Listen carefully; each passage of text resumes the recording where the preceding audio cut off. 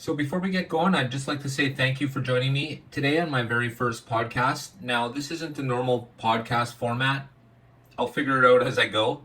But for now, I just want to produce something for people who don't really have time to watch videos, but they want to listen in the background. So for all of those people, this is for you, and I thank you for your time, and I thank you for listening. Today we're going to talk a little bit about shipping from China to the United States.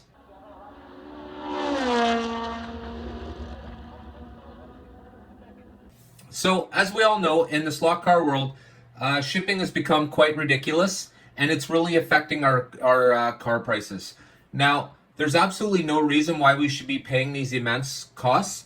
The only problem is China's got us in a bit of a lock right now, where for some odd reason we're still having our cars made in China, and I'm going to talk about that in this podcast as well.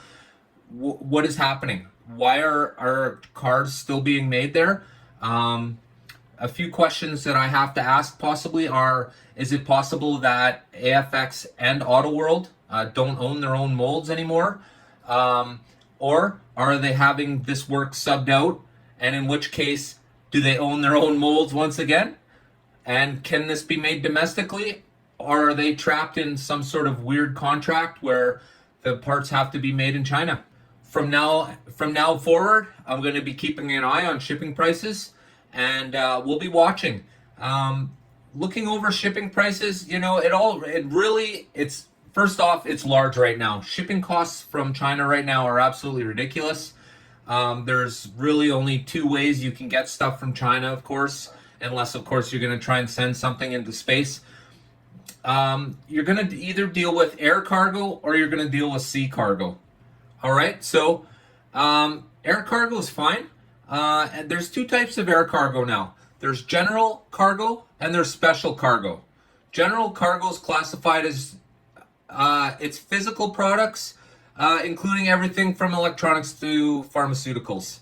And special cargo refers to anything that requires special attention or care, including live animals, potentially dangerous chemicals, and anything that requires refrigeration or freezing to maintain freshness. That would be special cargo.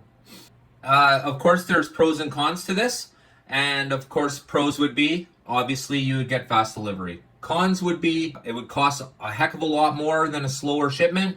And of course, you're limited to the size and the weight of whatever you're trying to fly from China to the United States. So the second one is sea freight. Sea freight shipping is another option from China.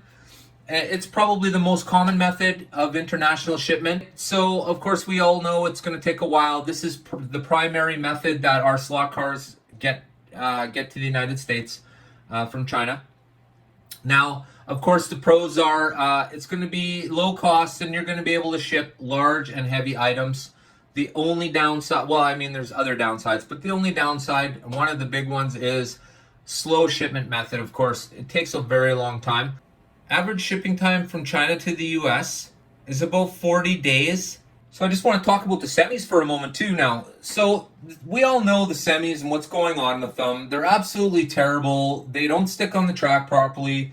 And once again, it's Auto World. So it's going to require extensive work, extensive tinkering to get it to run decent.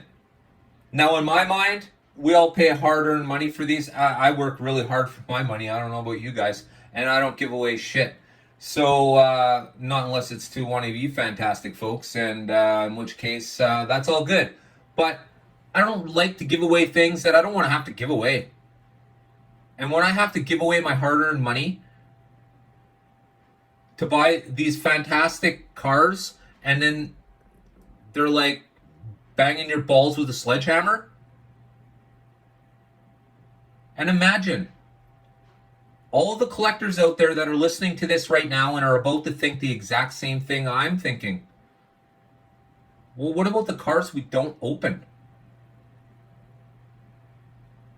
Because the amount of cars that were screwed up in the last run are so incredibly huge, the chances that you are going to have a defective car that's in a package is absolutely astronomical. I'll bet it's more than 50%.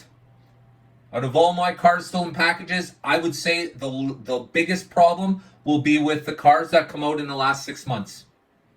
Why? Because we already know they're full of garbage problems, pinion gear problems. Oh my gosh. Oh my gosh. Not one person at that plant where these cars are being made looked at the wheels going round or the pinion gear not being straight. You can see it's not molded straight and the hole's not drilled straight in the middle. But yet this is what passes for quality that they push off on us. And it's just like Auto World, where Auto World's dumping their incandescent bulbs on us. They shouldn't be using incandescent bulbs anymore. Nobody should. They're not even cost effective anymore. It costs more to make an incandescent bulb than it does an LED a diode. And that's true story. And yet, these bulbs are dangerous, and Auto World just insists on using them. It's absolutely unbelievable in my mind that a company would do such a thing and carry on doing such a thing. It's the same thing. We're all collectors, and we're all thinking, I hope, the same thing, that quality has really taken a dive. Quality's taken a really bad dive, and the two major companies pretty much have us locked because this is all we have. You pick Auto World or you pick AFX. They're both shitting the bed, and they're both doing a terrible job lately of putting out a quality product. I used to rave on about how great I thought AFX was. Cars are ready to roll, and then they go and dump this whole line of shit on us. Man, I'm really against that. I gotta tell you. And AFX, when I asked AFX to support the community, they told me I needed 4,000 subscribers, and they would give me pens and stickers to give away. It costs $20 to ship something from Canada to the United States. So that pen and sticker is going to cost me $20 to ship something that they gave me free. And then I went and told them, well, hey, why don't you give me cars to give away like I've been giving away to all the slot car community? Yeah, exactly. That's where you insert the cricket noise, because that's exactly what it was like talking to these people at AFX. That's what they're willing to do for the community that buys their shitty product. 4,000 subscribers in a slot car channel. Now there are a few. There's not many HO slot car people who have more than 4,000 subscribers. First off, I'd just like to state that. Second off, if you're looking for 4,000 subscribers, you're probably you should be probably looking at Carrera videos of some sort. But this is absolutely not the case. If you ask me, I really think for slot cars, HO, I think 1,000 is where you start getting traction. And any company that wanted to get on board should really be trying to get on board. And yet everybody's got you trapped, so nobody's going to give you a deal because they know you have to buy. So that's where you are as a consumer right now. Everybody should know that AFX and Auto World do not care what you pay for their set. They don't care. They really don't. Because you know what? One will put out a $99 set, the next one will put out a $99 set. And what's the difference between the two? Pretty much the controllers and the power pack. So there's nothing to be gained at all by the way they're doing business right now. When it comes to the track, it doesn't make a difference. It's exactly the same track. I don't care. You can argue all you want. It's exactly the same track. The cars are the only difference. And hey, depending on what side of the fence you're standing on, that could be a problem in itself.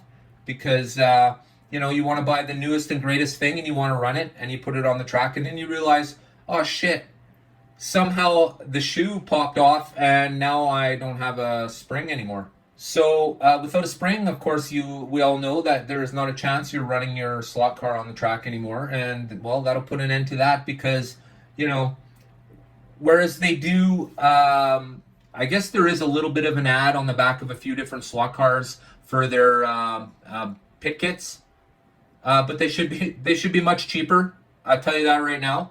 There's probably like 50 cents worth of stuff in them, and they're charging $12, $13, $14 for them. That's absolutely ridiculous. Absolutely ridiculous. And if you ask me, a spare set of springs and a spare set of shoes should come with every single car. The cheap bastards don't want to give us the stuff we need. They want to make us buy it. and then they want to charge us up the ass for it. That is absolutely ridiculous, and it is 100% uncalled for. And for now, I'm going to leave this here. I'll let you guys think about that a little bit. Maybe if you get an opportunity to listen to this, please leave a comment in the chat box down below. I'm really interested to see what your guys' opinion is on these kind of topics, and if you're interested in hearing podcasts. So I'm going to end this podcast here. This will end podcast number 1 from Slot Value Racing. I'm Dan, and I thank you for listening.